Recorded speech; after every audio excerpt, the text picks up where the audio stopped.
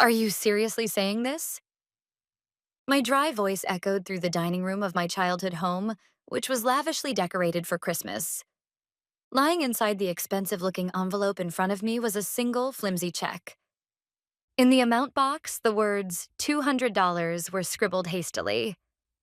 What exactly are you unhappy about, Amanda? My mother, Susan, let out an exasperated sigh. Beside her, my younger sister Rachel swayed in a brand new designer dress and gave me a spiteful smile. It's a gift from Grandma. You should be grateful and accept it. Yeah, Amanda. Why don't you use it toward the rent on that rundown apartment of yours? On my sister's finger, an absurdly large diamond ring sparkled. I let out a small breath. My name is Amanda, and I'm a real estate appraiser working in Manhattan with an annual income of $300,000. And yet, because of some mysterious low credit score issue, I can't get a loan approved, and I'm still living in an old apartment. Thank you. I'll give her a call to say thanks. As I took out my phone, my mother's hand suddenly froze. No, there's no need to call. Grandma's already asleep. Her voice cracked, and it was obvious she was flustered. My professional instincts immediately sounded the alarm. In real estate deals, when an intermediary refuses direct contact with the principal, there is always a concealed defect lurking beneath the surface. It's only 7 p.m. Ignoring her attempt to stop me, I pressed the call button and put it on speaker. Oh, Amanda, Merry Christmas. Merry Christmas. I just received the check. I said this while keeping my eyes fixed on my mother. Thank you for the $200. There was a brief silence on the other end of the line. What? You must be joking. My grandmother's scream rang out, and my mother visibly flinched. I didn't send you $200. I instructed Susan to distribute $1.2 million from the trust as funds for purchasing your new home. Time stopped. $1.2 million and the $200 in my hand. The difference was $1,199,800. My mother went deathly pale and dropped the knife she was holding. My sister stood frozen, her mouth half open. Hang up, Grandma's senile. My mother lunged for the phone, but I dodged her hand. Senile? As a professional appraiser, I've seen through countless lies. The look on my mother's face at that moment was exactly the face of a con artist. Sorry, Grandma. The reception seems bad. I deliberately ended the call. With no concrete evidence, making a scene now would only allow them to brush it off as the delusions of an elderly woman. So what is this supposed to mean? When I asked, my mother's face visibly relaxed with obvious relief. I told you, didn't I? Her dementia is getting worse. There's no way she has $1.2 million lying around. Yes, poor Grandma. I played the role of the deceived daughter, grabbed my bag, and stood up. I'm feeling sick, so I'm going home. As I headed toward the front door, a stack of documents hidden behind the sofa caught my eye. What my sister hurriedly tried to conceal turned out to be a luxury furniture store catalog and a real estate company's property transfer documents. On the cover was a sticky note labeled Furniture List for New Home. The dots connected. The reason I, despite my high income, kept failing screenings, my unemployed sister's lavish lifestyle, and the missing $1.2 million. I pretended not to notice and quietly closed the door. Standing in the cold air outside, I pulled out my phone and accessed my company's investigative database. From here on, this was no longer a game of playing family. This was time for a thorough appraisal, one where my entire life was on the line. The next morning, I was in my Manhattan office. There was not a trace of lingering Christmas cheer, only the cold glow of a monitor illuminating my face. In my hand was an ice-cold black coffee meant to wash away the memories of the previous night. As a real estate appraiser, I have authorized access to every kind of financial database imaginable. From public property records to interbank credit investigation data, and even analytical tools used to trace illicit money laundering routes. Well then, shall we begin the appraisal? I tapped on the keyboard and first opened my own credit report. When I saw the number displayed on the screen, a dry laugh escaped my lips. FICO score 450. That number sits just one step away from bankruptcy. Despite earning over $300,000 a year, my credit profile had fallen to the same level as a heavily indebted borrower who had suffered serious financial defaults. I see. So this is why I kept failing apartment screenings. I clicked the mouse and opened the detailed report from the credit bureau. What filled the screen was a list of credit cards I didn't recognize at all. Amex, Visa, MasterCard. 5 cards in total. Every single one of them was maxed out to its credit limit. I opened the PDF of the transaction statements. What appeared there was nothing less than hard evidence backing my sister and her husband's sparkling lifestyle. 4 Seasons Resort Maldives, $15,000. The date matched perfectly with the timing of Rachel's honeymoon. Hermes Birkin, $12,000. High-end steak restaurant, $800. That bag she had bragged about on Instagram as a gift from the best husband ever, and that luxurious trip as well. None of it was paid for with her husband's income, but with my own social credibility, slowly carved away and consumed. My mother had abused my social security number, opened credit cards without my knowledge, and let my sister indulge freely. The collection notices were set to be delivered to my parents' house, deliberately hidden from me while the bills were ignored over and over again. I forced down the surge of burning rage with a swallow of cold coffee. My hands trembled with anger, yet my mind was as cold as ice. Next, I began investigating the trust my grandmother had mentioned. The Brooks Family Trust, established by my paternal grandmother 20 years ago. The beneficiaries were the grandchildren, including me, and the trustee was my mother, Susan Brooks. I accessed the trust bank's database and searched the transaction history. Using my professional access privileges, I carefully applied filters step by step, and then I found it. September 15th, $1.2 million transferred from the Brooks Family Trust account to the Amanda Brooks Beneficiary Distribution account. September 16th, $1.2 million transferred from the Amanda Brooks Beneficiary Distribution account to Sentinel Title Company. A beneficiary distribution account. I had never known such an account even existed. Digging further, I discovered the account had been opened on September 10th. Account opener, Susan Brooks, acting as trustee. Account holder, Amanda Brooks, beneficiary. Notification address, my parents' home address. Everything connected. Using her legitimate authority as trustee, my mother had opened a beneficiary distribution account in my name. From the bank's perspective, this was a completely lawful procedure. A trustee creates an account for a beneficiary and distributes funds. There is nothing improper about that on the surface. However, the person who actually controlled that account was my mother. All notifications were sent to my parents' house, and I didn't even know an account under my own name existed.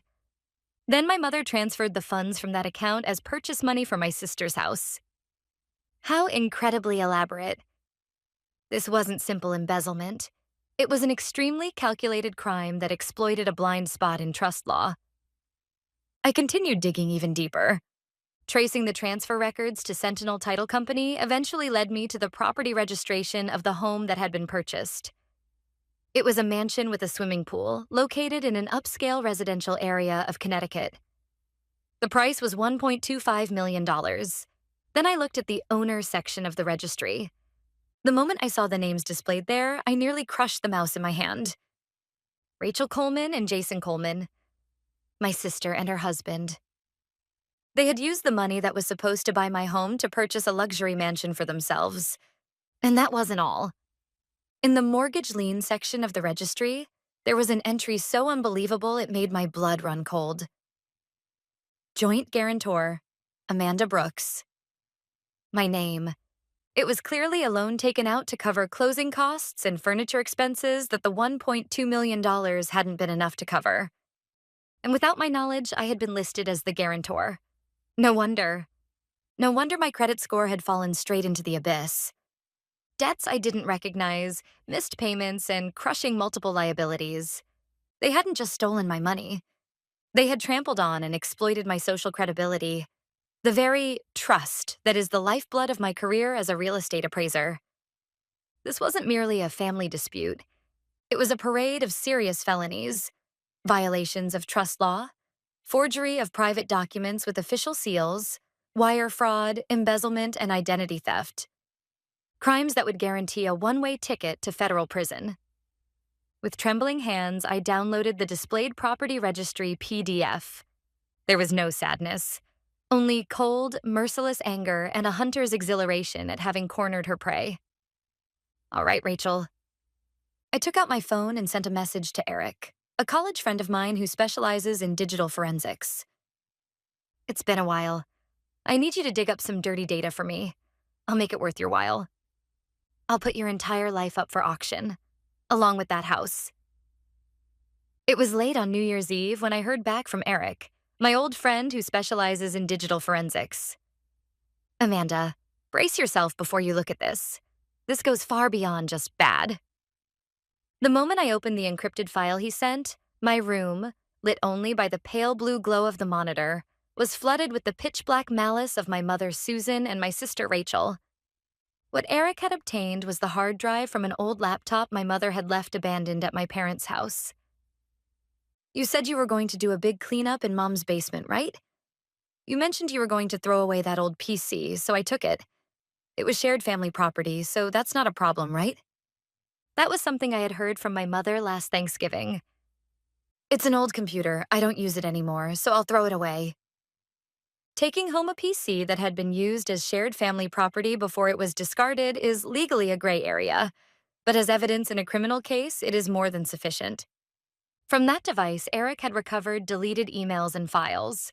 What he found there was the complete record of Project Dream Home, the code name they had been using for what they had been carrying out since September. The first thing that caught my eye was the chat log. August 20th. Rachel. Won't Amanda find out? Susan.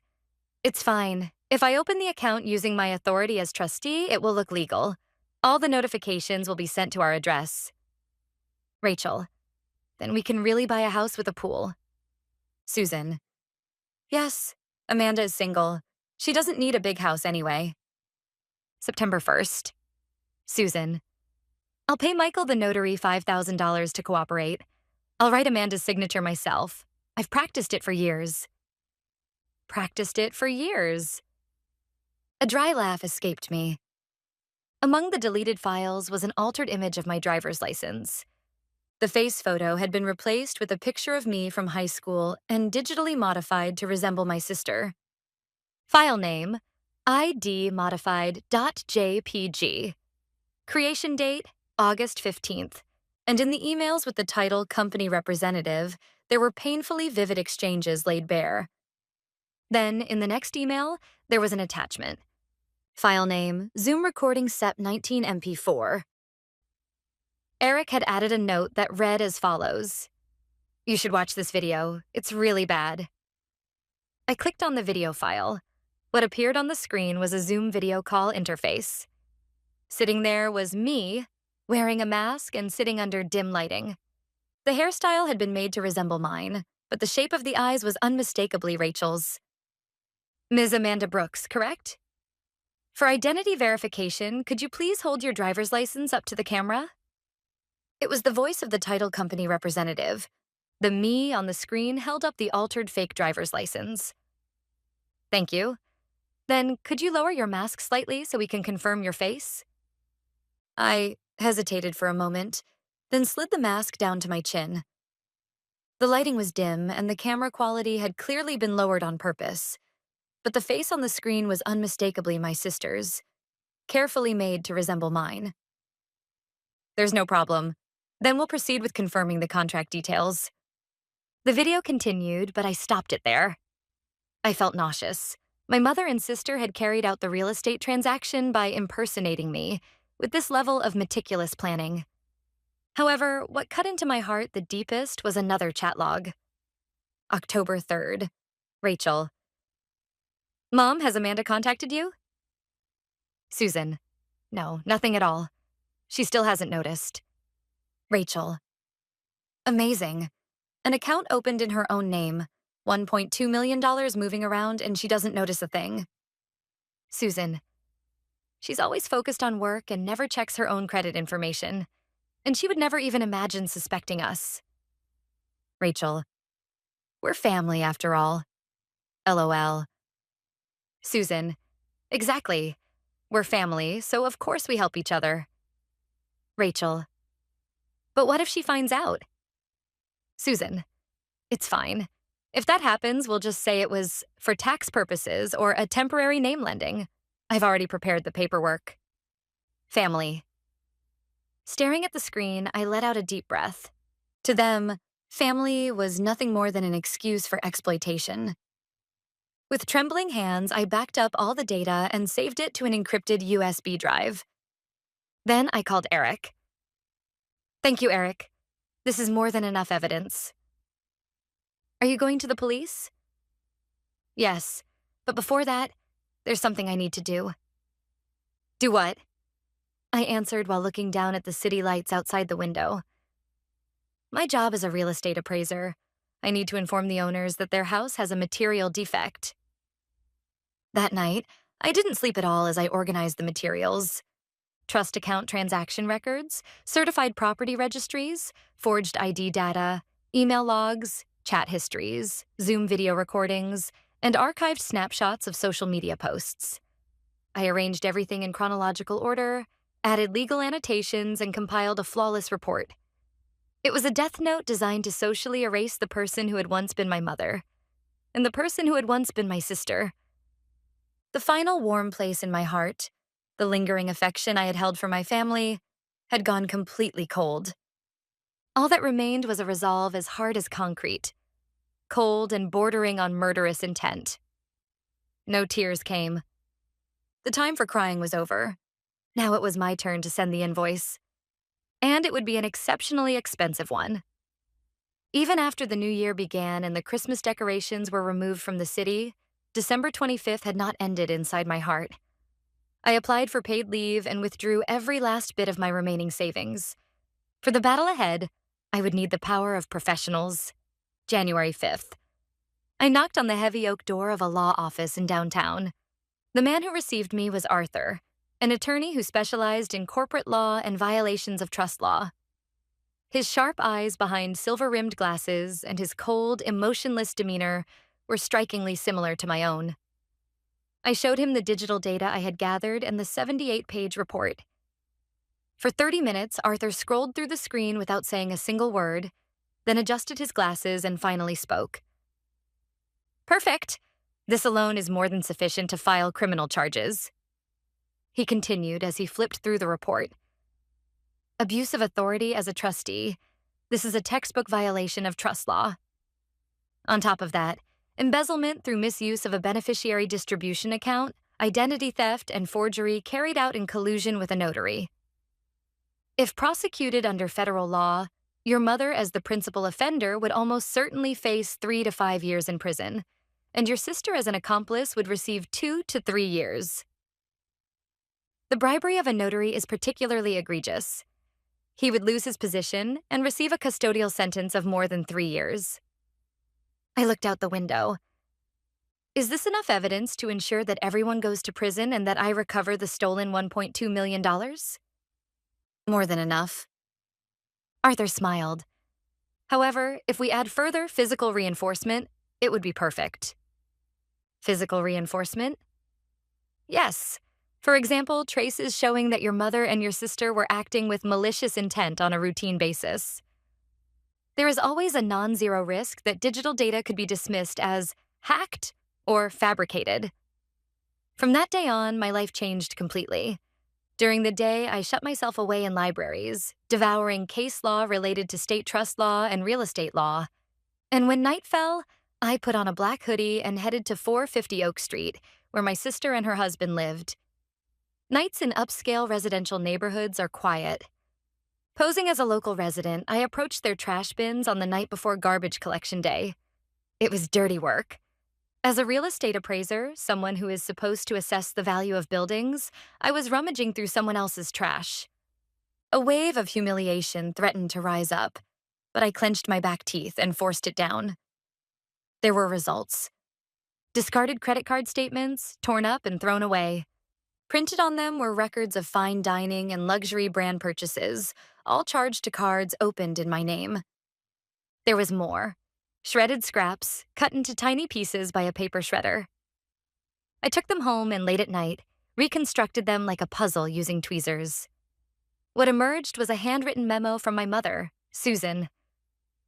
Excuse list for Amanda. Grandma's dementia. A temporary name change for trust tax purposes. Amanda had verbally approved it. It was a family verbal agreement. They had even prepared scenarios for what to say if they were ever exposed. This would become irrefutable proof of a premeditated crime.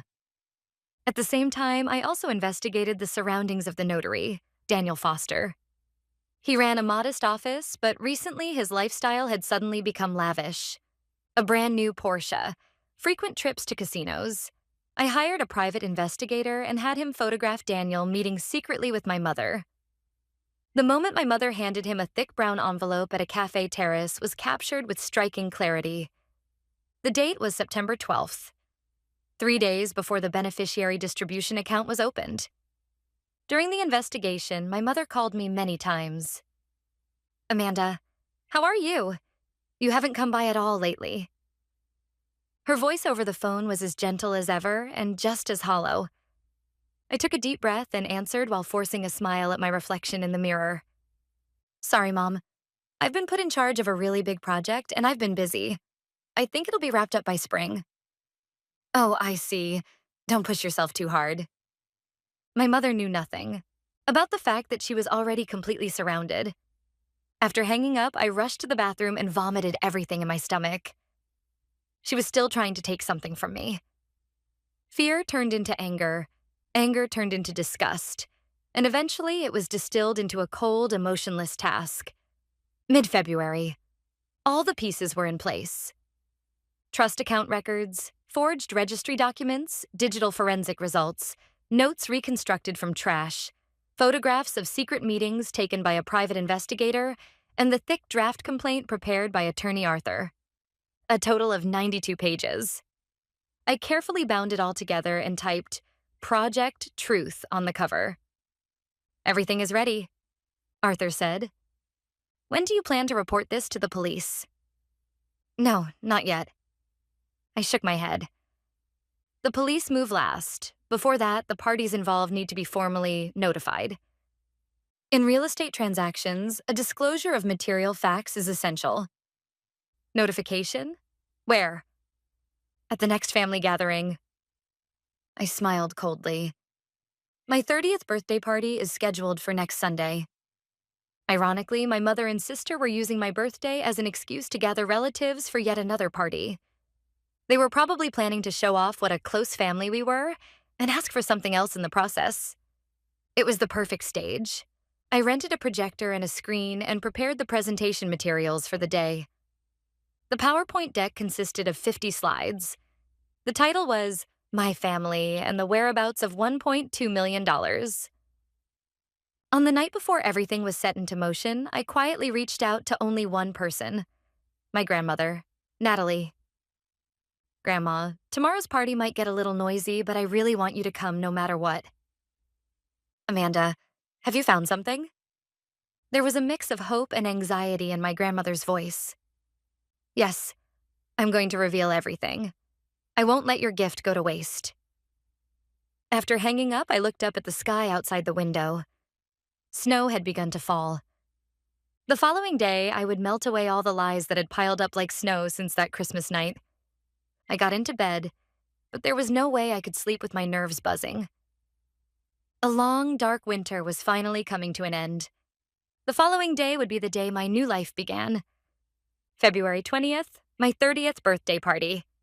The living room of my parents' house was decorated just like it had been 2 months earlier at Christmas, and the same familiar relatives had gathered again. The only difference was the massive screen set up in the corner of the room and the HDMI cable in my hand. All right, everyone, it looks like Amanda has made a nostalgic slideshow for us. My mother announced cheerfully. She was completely convinced that the materials I had prepared were nothing more than a family memory album.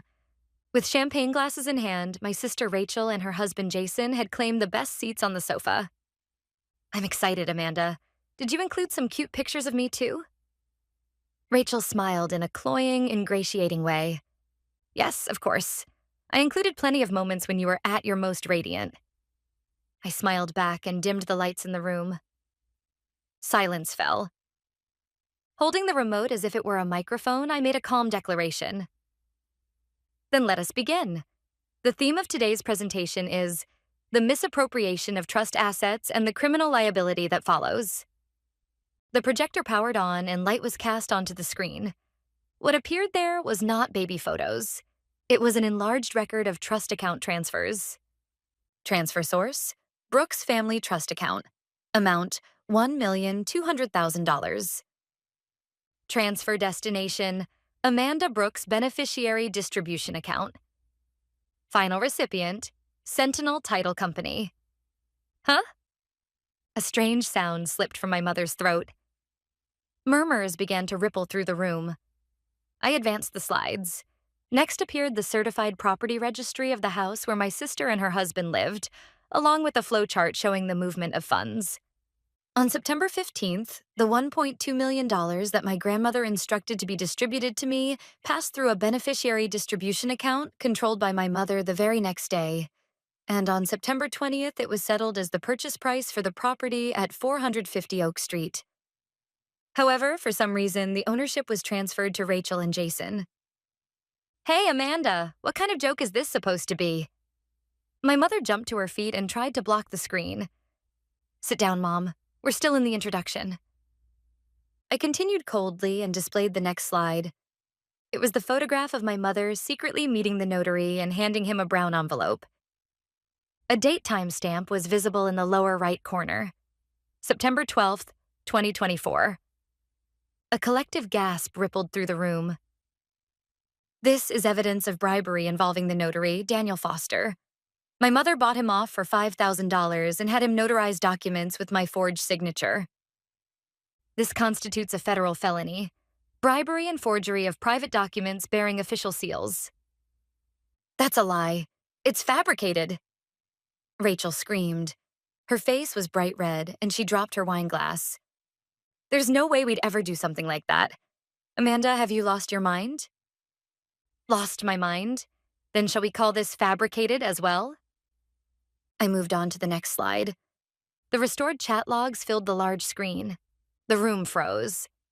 All the color drained completely from my mother's face. The next slide is even more interesting.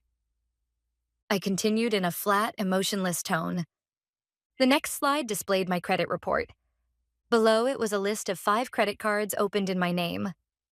My credit score dropped to 450 because Rachel spent over $80,000 using 5 credit cards my mother opened without my consent using my SSN.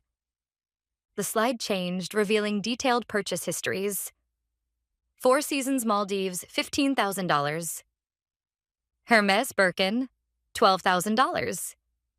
Tiffany diamond ring, $8,500. And then a screenshot of my sister's Instagram post. Finally, my dream home. If you work hard, dreams really do come true. Thank you, Mom and Dad. And thank God. A contemptuous sigh rippled through the room. Effort? I looked down at my sister. That house, that bag, and that ring, all of it was bought with my money. So what? Rachel suddenly jumped to her feet and screamed shrilly. You're single, Amanda. You don't have a family, no kids. You're just a lonely woman who does nothing but work. You don't even need a 4-bedroom house. We have a future, a life together with Jason. Isn't it obvious that the person in the family who needs it the most should use it? The room froze solid. That wasn't even the logic of a thief. It was nothing more than the delusional rant of a spoiled child. The relatives turned looks of open contempt toward my sister. I looked down at her calmly. Need does not constitute a legitimate reason to violate ownership rights. That's how the adult world works, Rachel. I didn't know. Jason suddenly shouted. I just did what Rachel and Susan told me to do. I didn't know where the money came from. No, Jason, you did know. I displayed the final slide. The memo reconstructed from shredded documents and the chat logs from their shared account. Ah. Jason went deathly pale and collapsed onto the sofa. That's enough. A stern voice cut through the room. My grandmother stood up, driving her cane firmly into the floor. Tears shimmered in her eyes, but her expression was as fierce as a wrathful spirit. Susan, Rachel, and Jason, even the word of disappointment is far too gentle for you. Grandma, this isn't what it looks like. It's a misunderstanding. My mother tried to cling to her, but my grandmother struck her away with her cane. Don't touch me. You stole the money I distributed for my granddaughter's future for your own selfish desires. And on top of that, you destroyed Amanda's life. This is not a family matter. It is a crime. At that moment, I heard the sound of sirens approaching from the distance. I had arranged it in advance, timed perfectly with the end of the presentation. It's the police. One of the relatives screamed as they looked out the window. Red and blue rotating lights illuminated the snow-covered yard. Amanda, please stop the police. We're family, aren't we? My mother crawled to my feet, her face a mess of tears and mucus as she begged. I don't want to go to prison. Rachel is still young. I looked down at my mother, the woman who had once been the entirety of my need for approval. But now all I could see was nothing more than a defendant. Yes, we're family. I said it quietly. That's exactly why a fair reckoning is necessary. I will recover the money you stole, and you will receive the punishment you deserve under the law. At that moment, there was a knock at the front door. I turned off the screen and switched on the lights in the room. In the sudden brightness, only my mother's screams and my sister's sobbing echoed through the house. I opened the door. 2 detectives were standing there. Susan Brooks, Rachel Coleman, Jason Coleman, the detective announced coldly. Warrants have been issued for your arrest on suspicion of violations of trust law, fraud, and forgery of private documents bearing official seals. Please come with us. I quietly opened the door fully and let them in. My mother collapsed to the floor, while my sister clung to her husband and wailed, but the detective showed no mercy, placing handcuffs on them and leading them away.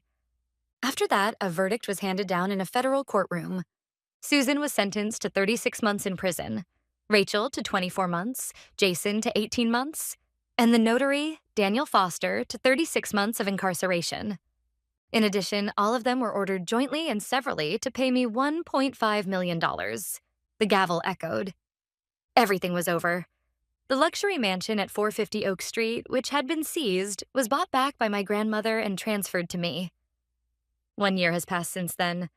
I am now sitting in the living room of that house on Oak Street. The Italian-made sofa that Rachel once bragged about, along with the tasteless chandelier, have all been discarded. The walls have been repainted a calm cream color, and simple furniture suited to my taste has been arranged throughout the space. This is my home, and also my new castle, the Office of Graves Real Estate Appraisal. What happened ended up creating an unexpected reputation within the industry. An exceptionally strict and highly capable appraiser who does not tolerate fraud, even when it involves family. My name spread with that description, and now requests from major banks and investment firms never stop coming in. My annual income has increased 5-fold compared to before, and my once destroyed credit score now proudly shows a perfect 780. My father filed for divorce shortly after the incident, finally breaking years of silence and cutting ties with my mother. He now lives quietly in distant Florida.